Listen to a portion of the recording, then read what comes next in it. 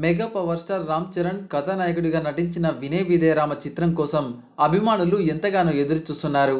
ఎందుకు చెర్రీ బోయపాటి శ్రీను కాంబినేషన్లో వస్తున్న తొలి చిత్రం ఇదే కావడం ఒక కారణమైతే, ఇందులో చరణ్ ఇదివరకెప్పుడు చూడని శరీరాకృతిలో కనిపించడం మరో కారణం. ఈ సినిమా కోసం రామ్ చరణ్ ఫిట్నెస్ విషయంలో చాలా కష్టపడ్డారట. ఈ విషయాన్ని చెర్రీ సతీమణి ఉపాసన సోషల్ మీడియా ద్వారా వెల్లడించారు. అంతేకాదు, సినిమాలో కొత్త లుక్ కోసం చరణ్ ఎలాంటి నియమాలు తీసుకున్నారో కూడా వివరించారు. చరణ్కు రాకేష్ వుడియర్ ఫిట్నెస్ కోచ్గా వ్యవహరిస్తున్నారు. ఆయన చరణ్ కోసం తయారు చేసిన డైట్ ప్లాన్ ఎవరైనా అనుసరించవచ్చని ఉపాసన తెలిపారు. పర్ఫెక్ట్ శరీరాకృతి కోసం రామ్ చరణ్ 1 కాదు 2 కాదు, దాదాపు రోజుకు 12 గంటలు నోరు కట్టేసుకొని కూర్చున్నారట. అంతేకాదు, పాల పదార్థాలు, మద్యం, మాంసంతో తయారు చేసిన పదార్థాలకు దూరంగా ఉండాలని రాకేష్ చెర్రీకి సూచించారు. చరణ్ కోసం రాకేష్ 3 వారాల డైట్ ప్లాన్ ను తయారు చేశారు.